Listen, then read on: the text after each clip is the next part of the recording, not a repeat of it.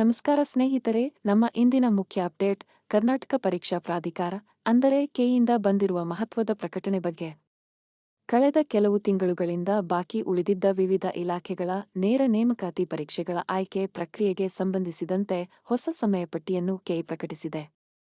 2024-25 ಸಾಲಿನ ವಿವಿಧ ಜಾಹೀರಾತು ಸಂಖ್ಯೆಗಳ ಅಭ್ಯರ್ಥಿಗಳ ದಾಖಲೆ ಪರಿಶೀಲನೆ ಪ್ರಕ್ರಿಯೆ ಈಗ ಪೂರ್ಣಗೊಂಡಿದ್ದು, ಮುಂದಿನ ಹಂತವಾಗಿ ಕನ್ನಡ ಭಾಷಾ ಪರೀಕ್ಷೆ ನಡೆಸಲು ದಿನಾಂಕಗಳನ್ನು ನಿಗದಿಪಡಿಸಲಾಗಿದೆ. ಕನ್ನಡ ಭಾಷಾ ಪರೀಕ್ಷೆಯ ದಿನಾಂಕ 28 ಡಿಸೆಂಬರ್ 2025. ಪರೀಕ್ಷೆಯ ಸಮಯ ಮಧ್ಯಾಹ್ನ 3 ರಿಂದ ಸಂಜೆ 5 ರವರೆಗೆ. ಒಟ್ಟು ಅಂಕಗಳು 150.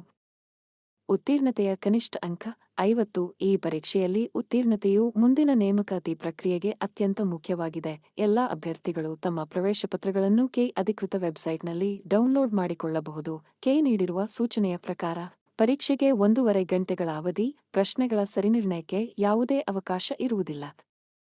ಪರೀಕ್ಷಾ ಕೇಂದ್ರಕ್ಕೆ ಗುರುತಿನ ಚೀಟಿ ಮತ್ತು ಹಾಲ್ ಟಿಕೆಟ್ ಕಡ್ಡಾಯ. ಅಗತ್ಯವಿರುವ ಸೂಚನೆಗಳನ್ನು ಪಾಲಿಸಬೇಕು. ಹೀಗಾಗಿ ಎಲ್ಲಾ ಅಭ್ಯರ್ಥಿಗಳು ಸಮಯಕ್ಕೆ ಸರಿಯಾಗಿ ಕೇಂದ್ರಕ್ಕೆ ಹಾಜರಾಗುವಂತೆ ಮನವಿ. ಇನ್ನಷ್ಟು ಸರ್ಕಾರಿ ಉದ್ಯೋಗ ಹಾಗೂ ಪರೀಕ್ಷಾ ಅಪ್ಡೇಟ್ಗಳಿಗಾಗಿ ನಮ್ಮ ಚಾನೆಲ್ను ಸಬ್ಸ್ಕ್ರೈಬ್ ಮಾಡಿ. ಧನ್ಯವಾದಗಳು.